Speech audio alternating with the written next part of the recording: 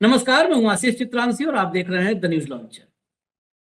जून की पहली तारीख महीने का पहला दिन होता है जब लोगों के जेब में तनख्वाह आती है।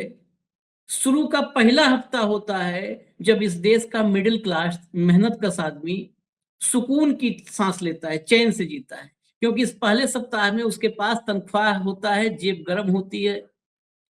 उसे भी लगता है कि वह भी एक जिंदगी जी रहा है। लेकिन पहले ही सप्ताह में, पहले ही दिन महीने के, अगर बेरहम सरकार चाबुक चलाने को तैयार हो तो फिर जीवन कितना दुष्कर हो सकता है, आप कल्पना कीजिए। पूरे मई महंगाई की माल झेलने वाले इस देश के नागरिकों को जून के पहले दिन ही फिर से चाबुक, महंगाई का चाबुक पड़ा है मोदी की कृपा से। जो गैस का सिलेंडर है एलपीजी वाला, वो एलपीजी वाला सिलेंडर फिर महंगा हो गया है। और इस सिलेंडर की महंगाई का असर आपके घर से बाहर निकलने पर भी होगा। आप कहीं होटल में खाना खाने जाओगे तो भी होगा, आप अपने बिटिया का ब्याह करने जा रहे हो तो भी होगा। आपके घर में सुख है या दुख है, आप विवाह कर रहे हो या तेरहवीं कर रहे हो, अगर 150 आदमी खिलाने की व्यवस्था कर रहे हो तो भी ये आपके जेब पर करारा प्रहार करने की तैयारी नहीं है, ऐलान है। एलपीजी सिलेंडर महंगा हुआ है, कारें महंगी हो गई। तेल महंगा था, कार वैसे ही आदमी देखने में कतरा रहा था, कारें महंगी हो गई। यूपी में बिजली बिल बढ़ गया। बिहार में रोडवेज का जो सरकारी बसें हैं उनका किराया बढ़ गया। बचा क्या है? और तो एक इंटरनेशनल रिपोर्ट भी आ गई इसी बीच। एक इंटरनेशनल रिपोर्ट है, उस रिपोर्ट के मुताबिक जो दुनिया की टॉप 10 इकोनॉमी है उसमें सबसे गंभीर हालत में भारत की इकोनॉमी है। इसको कोई नहीं बताएगा, इस पे चर्चा नहीं करेंगे सब बैंक। इंटरनेशनल रिपोर्ट है, टॉप 10 इकोनॉमी में सबसे बुरी यानी 10वें नंबर की इकोनॉमी हमारी है, जो सबसे मतलब आप समझिए गंभीर स्थिति में, खतरे में। और मोदी जी चुनाव जीतने के लिए तिकड़म करने में लगे। ये मैं नहीं बोल रहा हूं आखिरी लाइन, ये भाजपा का विधायक बोल रहा है। देश ऐसी स्थिति में है और भाजपा का विधायक बता रहा है कि चुनाव तिकड़म से ही जीते जाते हैं। तो मोदी जी उस तिकड़म में लगे हुए हैं। भाव को लाइए स्क्रीन पर, जोड़िए जरा। भैया हेडलाइन लाओ, स्वागत है भाव, हेडलाइन लाओ। 6 माह में 97% महंगा हुआ 19 किलो का सिलेंडर। 5 किलो के एलपीजी में भी इजाफा, जो 5 किलो छोटू सिलेंडर 6 महीने में 97%, मतलब समझ लीजिए दोगुना हो गया। 2 गुना 6 महीने में भैया। नया महीना नई महंगाई। कमर्शियल एलपीजी सिलेंडर 42 रुपए, तो 5 किलो वाला 11 रुपए महंगा। आगे चलिए। एलपीजी सिलेंडर महंगा, कारें भी महंगी। आज से देश में 5 बड़े बदलाव। आगे चलिए। दोगुना हुआ एलपीजी सिलेंडर का दाम। जनवरी से अब तक 7 बार प्राइस हाइक। 7 बार जनवरी से अब तक, जनवरी, फरवरी, मार्च, अप्रैल, मई। अभी 6वां महीना शुरू हुआ है और 7वीं बार बढ़ा है। आगे चलिए। बिहार में आज से बस पर यात्रा करना हुआ महंगा। 5 से 15% तक बढ़ा किराया। अलग अलग रूटों के हिसाब से और अलग अलग बसों के हिसाब से, एसी बस और ये सब होती है ना, तो 5% से 15% तक बढ़ाया गया है। महंगाई की मार, पेट्रोल डीजल के बाद अब कमर्शियल सिलेंडर का बढ़ गया रेट। चलिए आगे। अब देखिए खबर के भीतर चलते हैं। वो होर्मुज और ये सब पूरा ऊपर पहले मोदी जी की तरफ सफाई दे दी गई है। अब नीचे देखिए, 19 किलो के सिलेंडर के दाम में लगातार बढ़ोतरी देखने को मिल रही है। 7वीं बार इजाफा हुआ है और खास बात यह है कि 19 किलो के सिलेंडर के दाम में 6 महीने में 97% बढ़ोतरी हुई है। 6 महीने में 97%। आगे चलिए। जो सिलेंडर 1500-1600 का था, वो कहाँ पहुंच गया 3200। कमर्शियल एलपीजी सिलेंडर यानी 19 किलो वाले सिलेंडर के दाम में देश की राजधानी दिल्ली में 6 महीनों में लगातार 7वीं बार इजाफा देखने को मिला। आंकड़े को देखें तो जून के महीने में 19 किलोग्राम के सिलेंडर के दाम में दिल्ली में 42 रुपए की बढ़ोतरी देखने को मिली, जिसके बाद दाम 3113 रुपए 50 पैसे हो गए। बताइए 1600 से कहां पहुंच गया, जबकि आगे चला दो भैया, ऊपर चलाओ।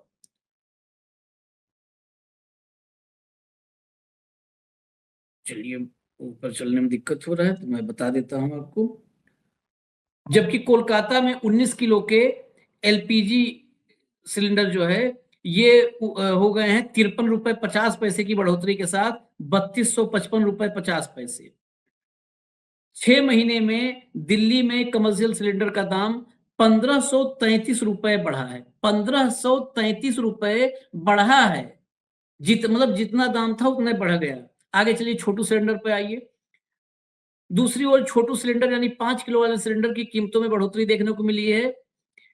एएनआई ने जो रिपोर्ट की है उसके मुताबिक दिल्ली में छोटू सिलेंडर के दाम में 11 रुपए की बढ़ोतरी हुई है। यहाँ पर छोटू सिलेंडर की कीमत यानी फ्री ट्रेड एलपीजी के दाम 821 रुपए 50 पैसे हो गए हैं। ये कीमतें 1 जून यानी आज से लागू हो गई है। 5 किलो वाला ये तमाम बच्चे, मजदूर ये यही इस्तेमाल करते हैं कि 5 किलो भरा करके खाना बना लो। ये 821 का हो गया, मतलब 550 का बड़ा सिलेंडर हम लोग भरवाते थे, आज 821 का तो ये जो है वो है 5 किलो का।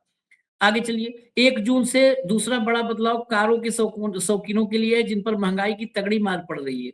देश की सबसे बड़ी कार निर्माता कंपनी मारुति ने बीते दिनों अपने कारों की कीमतों में इजाफा का ऐलान किया। नई बढ़ी हुई कीमतें पहली तारीख से लागू हो रही है। कंपनी ने अल्टो कार से लेकर ब्रेजा और विक्टोरिस तक तमाम कारें महंगी कर दी हैं। मारुति सुजुकी के मुताबिक अलग अलग मॉडलों पर कार की कीमतों में मैक्सिमम 30,000 रुपए तक की बढ़ोतरी की जा रही है। 30,000 तक की बढ़ोतरी है। अगला आइए, अगला देखिए। चौथा बदलाव, 1 जून से सोलर पैनल से जुड़ा नियम भी बदल रहा है। 1 जून 2026 से सोलर पैनल के लिए अप्रूव्ड मॉडल और मैन्युफैक्चरर लिस्ट मान्य होगी। इसके लागू होने से सरकारी स्कीम्स और तमाम अन्य सब्सिडी वाले प्रोजेक्ट्स में उन्हीं सोलर मॉड्यूल और सेल का इस्तेमाल करना होगा जो इस लिस्ट में शामिल होंगे। इनकी क्वालिटी और गुणवत्ता को लेकर एक कदम उठाया जा रहा है और ऐसे में सोलर पैनल के दाम बढ़ने की आशंका है। बताइए, सोलर पैनल का दाम बढ़ने जा रहा है, जो मोदी जी का बहुत बड़ा वो था कि देश में सोलर एनर्जी बढ़ा देंगे। पहले इस पे, इसके बाद हम वो रिपोर्ट आपको दिखाएंगे। पहले एक सवाल इस पे, फिर रिपोर्ट दिखाएंगे जो इंटरनेशनल रिपोर्ट है, टॉप 10 इकोनॉमी में सबसे गंभीर स्थिति में भारत। लेकिन अभी ये भाऊ, पहला दिन जून का मोदी जी ने पहले ही दिन तोहफों की बौछार कर दी। ये तो होना ही था आशीष, इसमें कोई, ये तो हम पहले से भी प्रोजेक्ट कर रहे थे कि आने वाला समय और बहुत गंभीर होने जा रहा है। और वो तमाम बढ़ोतरियां आपने जो बताई वो और भी होगी, क्योंकि हार्मूज का सॉल्यूशन अभी नहीं निकल रहा है। अमेरिका के कहने पे कोई नहीं सुन रहा है। अल्टीमेटली ईरान जो बोलता है वही होता है, ये हमने देखा है इतने दिनों से। तो कुल मिला के यह मरना आम आदमी को है, त्याग उसे करना है। उसको अन्न त्यागना है, उसको तेल त्यागना है, उसको घूमना त्यागना है, उसको घर से बाहर निकलना त्यागना है, उसके बच्चे का शिक्षा त्यागना है, बहन के हाथ पीले करना हो तो उसको त्याग देना है, माता पिता का इलाज करना हो तो उसको भी त्याग देना है। त्याग सिर्फ ये लोग करेंगे और मलाई सिर्फ नेता खाएंगे, यही वस्तुस्थिति है। कोई कॉन्क्रीट प्लान सरकार के पास नहीं है। सरकार के पास सिर्फ बयानबाजी है, आप चिंता मत करो, सब कंट्रोल में है, सब ठीक है, तेल की कमी नहीं होने दे। एप्स्टीन का वो जो दलाल बैठा है यहाँ पे, टेलीपैथी वाला, एप्स्टीन के साथ पूरी,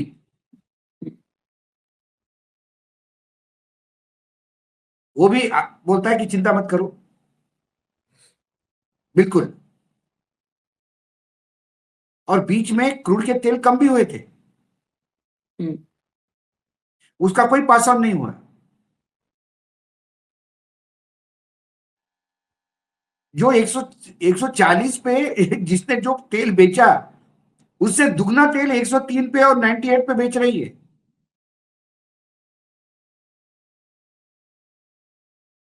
कुछ भी कोई लॉजिस्टिक नहीं है। शशि थरूर को भी मैं पूछना चाहता हूं कि वो कहे कि उन्होंने यूएई जाके बहुत अच्छा काम किया, प्रधानमंत्री ने अपने को एनर्जी सिक्योर कर लिया। हमारे विदर्भ में एक कहावत है, कोकनाथ नारियल स्वस्थ। कोकण में नारियल होते हैं तो पेड़ के नीचे खड़े हो जाओ तो सस्ता मिलेगा, लेकिन वो नारियल जब तक नागपुर आता तब तक उसकी कीमत क्या हो जाती है। आपने कहा यूएई में हमारा तेल भंडारण होगा, लेकिन वो यूएई से तेल आएगा कैसे? यूएई से तेल आ रहा होता तो अभी इतना प्रॉब्लम ही नहीं होता। मूर्ख बना रहे देश को। और शशि थरूर जैसे कुछ लोग पाल के रखे, बीच बीच में वो तड़का लगाते हैं कि हाँ बिल्कुल साफ सही करें, बेस्ट थिंग हैज डन, अपना वहां तेल का स्टॉक हो गया है। मैं दिल्ली में भूखा मर रहा हूं और मेरा जो गांव है कोलवई, उसमें खाना बन रहा है। आप अशोक चिंता मत करो, कोलवई में आपके लिए एक एक्स्ट्रा खाना बना रहा है, बोला है कि 4 ज्वार की रोटी एक्स्ट्रा बनाओ अशोक जी के लिए। मैं यहां हूं दिल्ली में सर, भूखा मर रहा हूं। कोलवई में वो कुत्तों को फेंकना पड़ेगा। और उसको महिमा मंडन करने का एक, किसी माइकेलाल ने सवाल नहीं पूछा कि यूएई का जो तेल है वो हमारे किस काम का स्टॉक में, यदि आ नहीं पाएगा तो। पाइपलाइन दल रही थी, कब है, कब आएगा, कब पाइपलाइन दलेगी, कब नवमन तेल होगा और कब राधा नाचेगी। आज की बात करना। आज गैस दे रहा है सस्ता, आज तेल सस्ता कर रहे हैं, 100 रुपए क्रॉस कर दिया पेट्रोल ने सब दूर। कोई आज के ऊपर कोई बात करने को तैयार नहीं है।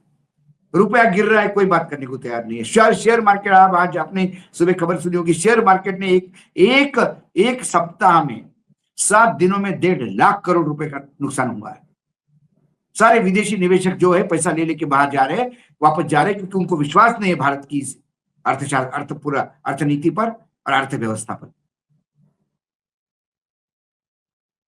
अल नीनो का संकट और भयंकर होने जा रहा है, मैं बता रहा हूं आपको।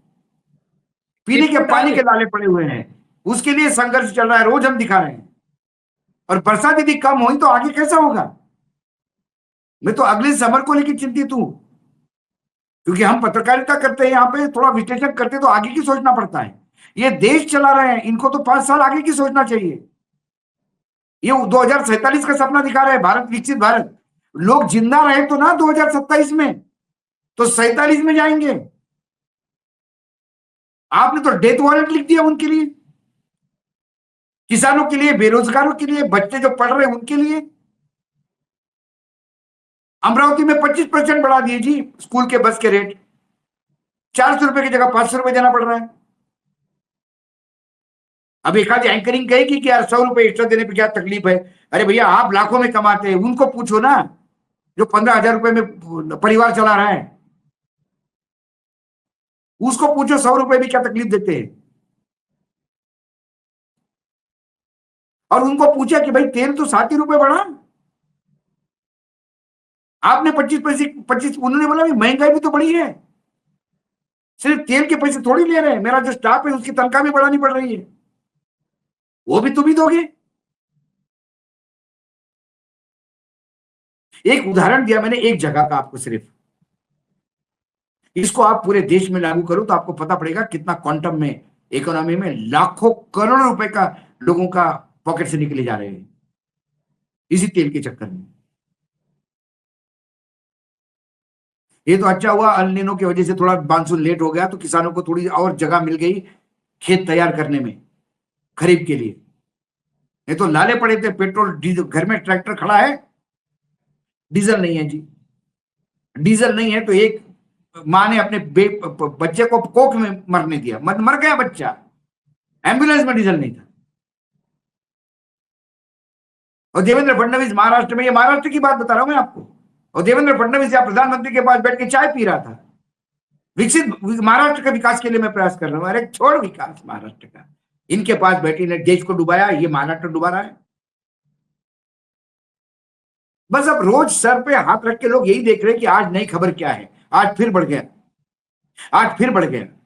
रोज जीवन जीना सामान्य मान आदमी के लिए रोज एक नया चैलेंज बन रहा है। अभी मैं मुंबई से आया हूं आशिष जी, मुंबई में फुटपाथ पे लोग चाय बनाने के लिए चूल्हा जला रहे हैं, कहीं से लकड़ी का जुगाड़ कर रहे हैं, नहीं है गैस। होटल के मेनू आधे हो गए।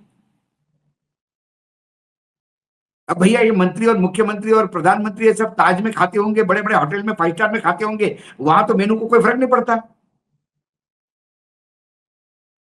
सामान्य इंसान जहां खाता है उसको पूछो क्या फर्क पड़ा है।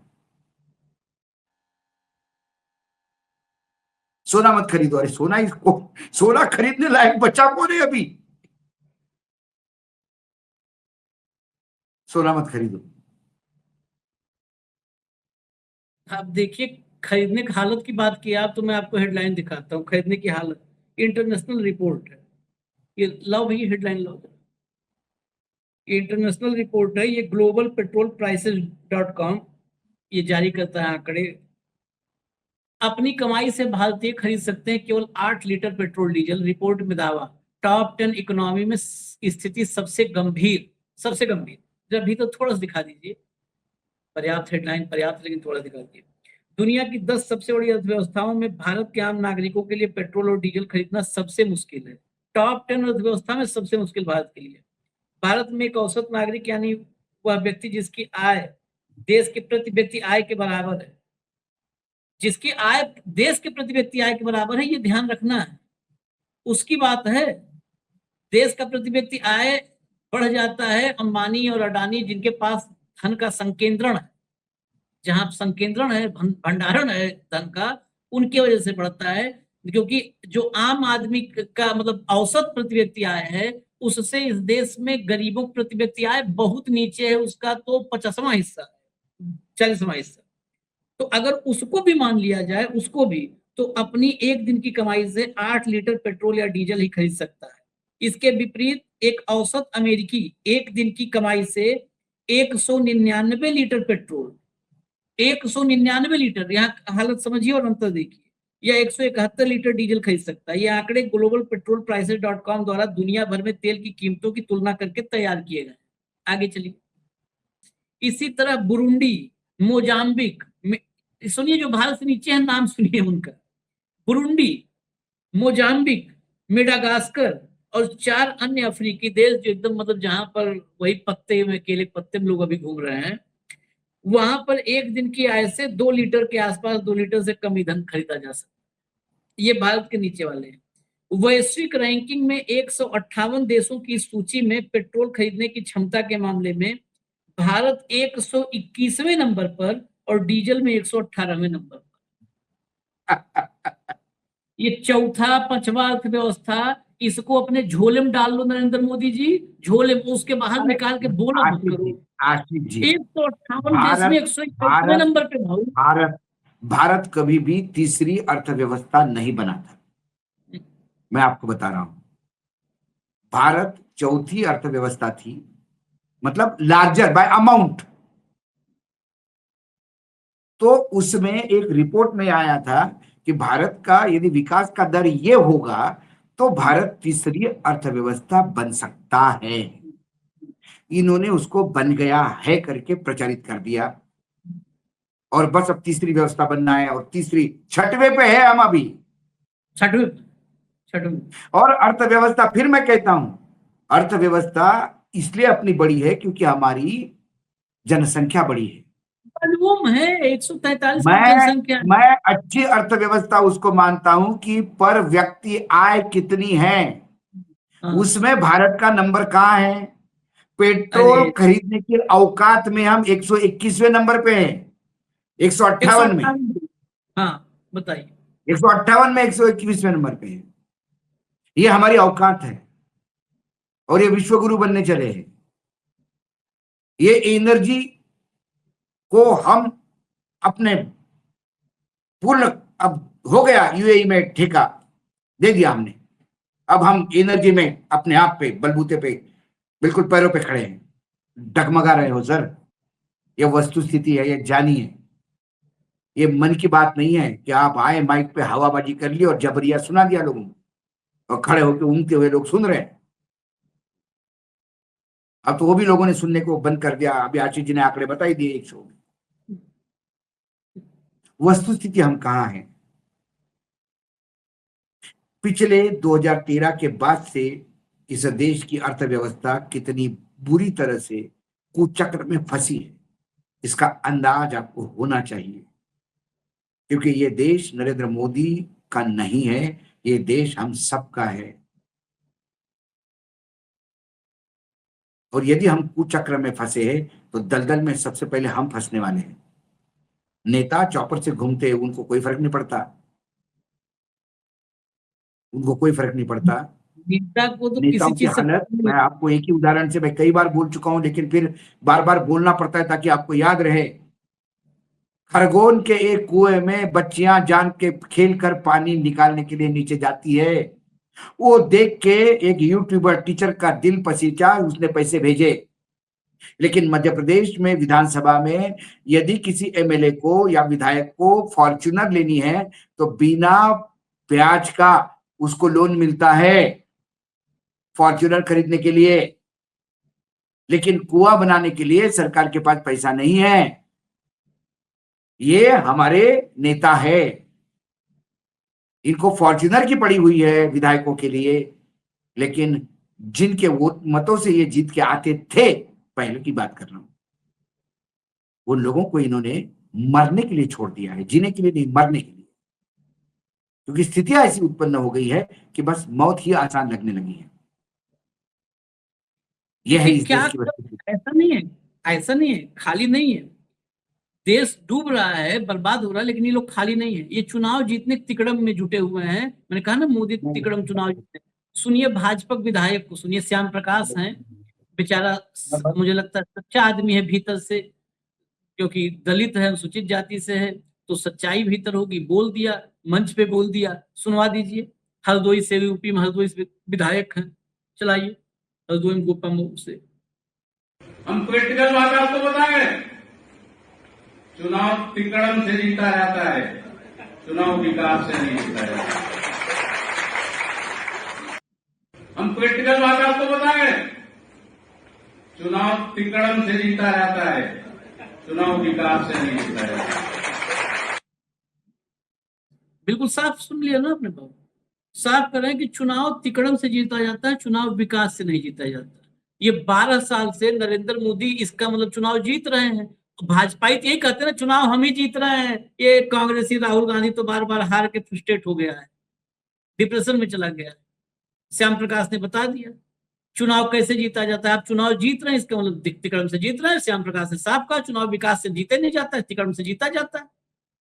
और श्याम प्रकाश का जो राजनीतिक अनुभव है, जो उनका करियर है, उस हिसाब से वो आप ही की राजनीति को, अपने मतलब आपकी ही राजनीति को, मोदी जी की राजनीति को उन्होंने ढंग से देखा है। तो जो मोदी जी देखा है वो बता दिया मंच पे। अब इससे सच्चा एग्जाम्पल क्या मिलेगा भाऊ, बताइए, फाइनल कमेंट। नहीं, उन्होंने सच्चाई बयान की। मैंने कहा ना, अभी तो ये और बदतमीजी पे उतरा है। अब तो ये कहेंगे, लिटरली कहेंगे कि तुम्हारा वोट नहीं चाहिए रे, फालतू की दिमाग खराब मत करना, तुम्हारे वोट से नहीं जीते हम। हमारे ज्ञानेश जी है, ज्ञानेश जी का हम पे बहुत अनुग्रह है। उन्हें जब एक्सेप्ट ही कर लिया तिकड़म से जीते, विकास से नहीं, तो फिर विकास करेगा कौन? हाँ, विकास हो रहा है नेताओं का, नेताओं के परिवार का, नेताओं के रिश्तेदारों का, नेताओं के मित्रों का विकास हो रहा है। वही देश का विकास है। सामान्य इंसान कीड़े मकोड़े के लिए, मरने के लिए छोड़ा गया है, और वैसा ही रहेगा, वैसा ही। चलिए, उसी को देश का विकास, वाकई उसी को देश का विकास माना जाना चाहिए। उसके अलावा कुछ मानेंगे तो आपको मिलेगा नहीं कुछ ढूंढने पर भी। इजाजत दीजिए हमें, खबरें अभी और भी हम लेकर के आते हैं, जल्दी लेकर के आते हैं। धन्यवाद भाऊ, बहुत बहुत धन्यवाद।